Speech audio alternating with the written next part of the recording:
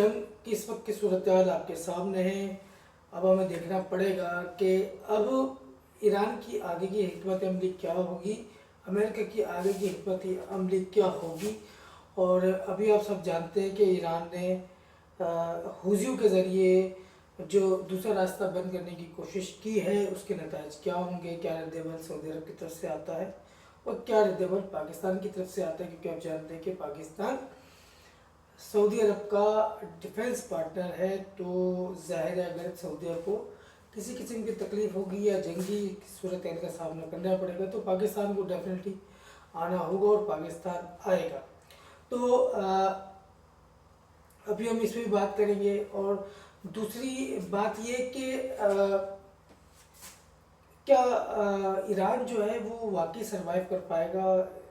امریکہ کی جو carpet bombing ہو رہی ہے اور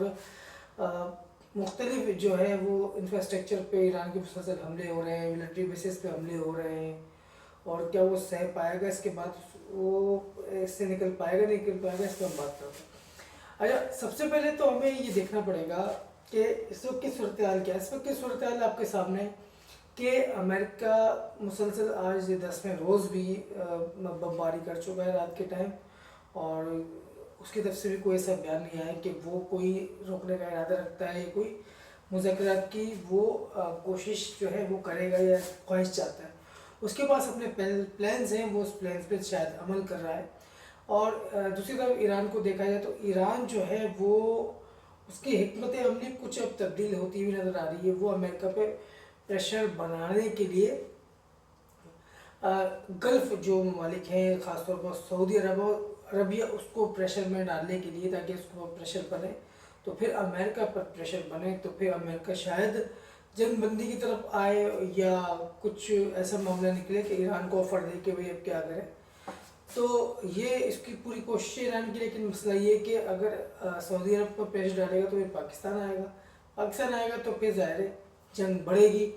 اور نقصان بہت زیادہ ہوگا۔ تو آئی تھنک اب میرا جو خیال ہے کہ ایران نے یہ جو پلاننگ کر رکھی ہے، اب اس کی پلاننگ یہ ہوگی کہ زمینی کارروائی کی، سب لوگ بھی کہہ رہے ہیں کہ اب اس کی کوشش ہوگی کویت پہ جو امریکن بیسز ہیں ان پر اپنی فوج اتاری جائے اور وہاں پر جو ان کے فوجی ہیں ان کو یا رمال بنایا جائے یا اس پر جو ہے وہ قبضہ کیا جائے۔ اگر ایران یہ کرنے میں کامیاب ہو جاتا ہے تو پھر وہ امریکہ کو مذاکرات کی پوزیشن میں لے کے آ جائے گا، ورنہ ادروائز ابھی امریکہ کی کوئی کوڈ نہیں پھنسی ہوئی، کوئی امریکہ اس وقت ایسی پوزیشن میں نہیں ہے کہ وہ مذاکرات کے موڈ میں ہو۔ تو اب ایران کے پاس جو ایک موقع تھا ہرمز کے حوالے سے کہ ہرمز کو وہ بند کر سکے، وہ ہرمز کو بند کرنے میں تو کامیاب ہے، لیکن وہ صرف چھوٹی موٹی کارروائیاں کر پا رہا ہے، لیکن اس سے ایران کو فرق نہیں پڑ رہا۔ لیکن وہ اس سے زیادہ کچھ اس کی پلاننگ کا حصہ ہے، وہ چاہتا ہے کہ امریکہ پہ اتنا پریشر بنایا جائے کہ وہ دوبارہ سے مذاکرات کرنے کی کوشش کی جائے۔ لیکن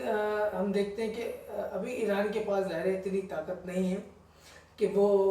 فضائی طاقت بھی نہیں ہے، وہ کچھ بیلسٹک جو ہے وہ ٹیکنالوجی ہے وہ استعمال کر رہا ہے، لیکن اس سے کوئی اتنا بڑا نقصان نہیں پہنچا سکتا کہ جس سے امریکن جو ہے وہ اس سے بات کرنے پہ یا راضی ہو جائے یا اس کی بات ماننے پہ راضی ہو جائے۔ ایران نے اردن کے جو ایئرپورٹ پہ امریکن کو جو نقصان پہنچایا وہ بھی آپ کے سامنے، اس کی اطلاعات بھی آ رہی ہیں، جانی نقصان بھی ہوا ہے، امریکن جو ہے ایسٹس کو بھی نقصان پہنچا ہے، تو اس کا بھی کوئی نہ کوئی امریکن حل نکال لیں گے، لیکن ابھی فی الحال امریکن اس پوزیشن میں نہیں ہے۔ تو اب اگر ایران نے زمینی جنگ لڑنے کا جو ہے وہ پلان کر لیا ہے، ارادہ کر لیا ہے، اور اس کے پاس راستہ بھی یہی ہے امریکہ کو گھیرنے کا، تو پھر سمجھ لیں کہ یہ جنگ جو ہے اور خطرناک ہو جائے گی، کیونکہ زمینی جنگ کو جو ہے نا وہ روکنا تھوڑا سا مشکل ہو جاتا ہے نسبتاً جو اس وقت جو فضائی جنگ چل رہی ہے، کیونکہ یہ فوراً رک سکتی ہے، جہاز جاتے ہیں آ جاتے ہیں، میزائل آپ فائر کرنے والے ہوتے ہیں، آپ روک سکتے ہیں، لیکن جب ایک دفعہ گراؤنڈ پر فوجی اتار دیتے ہیں تو ان کا واپس آنا اور دوسری طرف جا کر ہو سکتا ہے کہ ان کو جو دوسرے فوجی ہیں ان کو قیدی بنا لیتے ہیں، وہ ان کے فوجی قیدی بنا لیتے ہیں، زخمی ہوتے ہیں، مرتے ہیں، تو ان کی جو ہے اہمیت بہت زیادہ ہوتی ہے۔ تو